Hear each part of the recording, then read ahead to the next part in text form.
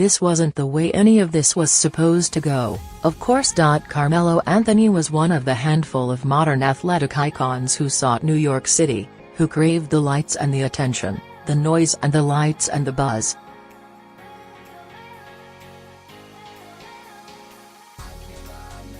He wanted to make this work in New York every bit as New York did. That's a rare thing in these days when you can be as big a star in Cleveland as in Chelsea.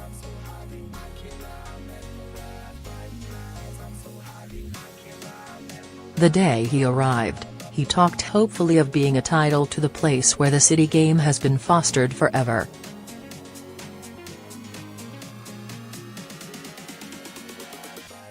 Instead, Anthony seeks that glory in Oklahoma City.And, all due respect but, so this is how it ends, Anthony finally agreeing to add to his list of suitable destinations, the Knicks wasting as little time as possible closing a deal with the Thunder.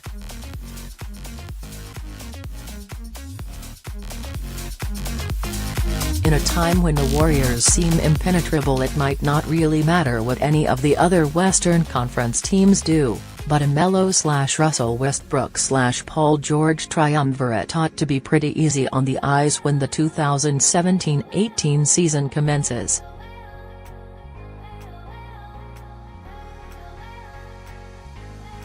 So with one transaction, Anthony there, Enes Kanter, Doug McDermott and a second-round pick here, the door finally closes on a couple of different eras.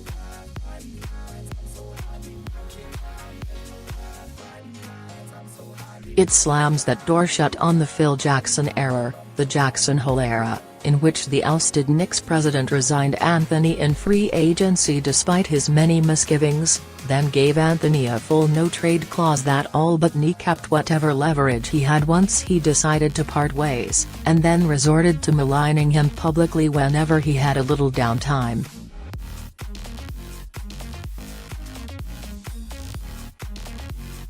But this goes beyond that. This goes back to Donnie Walsh's tenure running the Knicks, when the only thing that mattered was clearing the decks for 2010.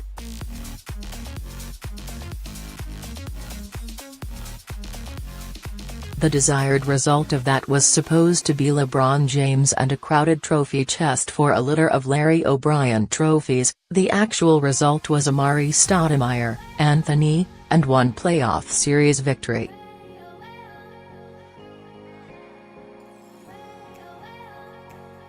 That's what goes to Oklahoma City now, riding shotgun with Melo, almost a decade's worth of plans, careful, haphazard, and everything in between.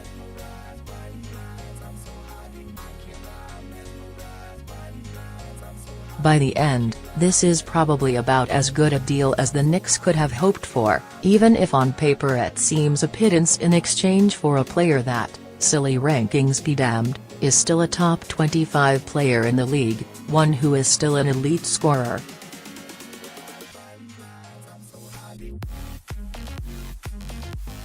Still, the Knicks haven't handcuffed themselves fiscally as they would have done if they'd accepted the Rockets' best deal.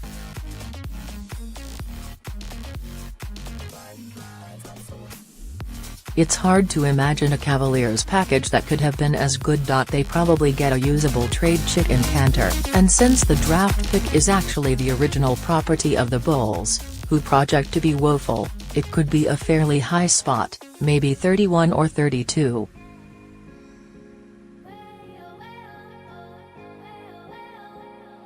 The thing is, this had to happen. This was a marriage whose time had ended, a relationship so badly frayed that the prospect of starting the season with Melo on the roster had become implausible.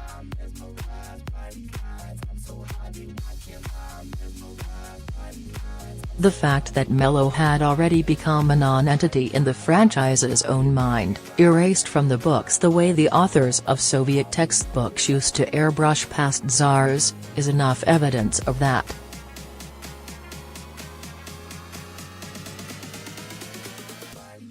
For Anthony, the mission remains the same as it was in February 2011, when he first donned number 7 and took the floor as a Knick.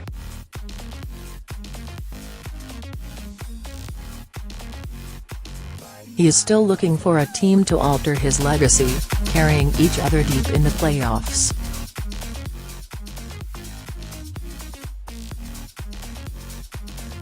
Maybe Westbrook can be the wingman Stoudemire could never be early in his time here, that Porzingis wasn't yet ready to be late.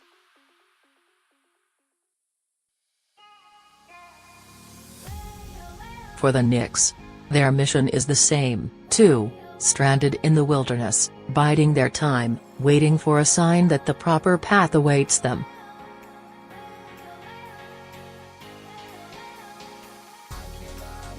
In the end, you wonder if either the team or its former foundation will ever find what they're looking for.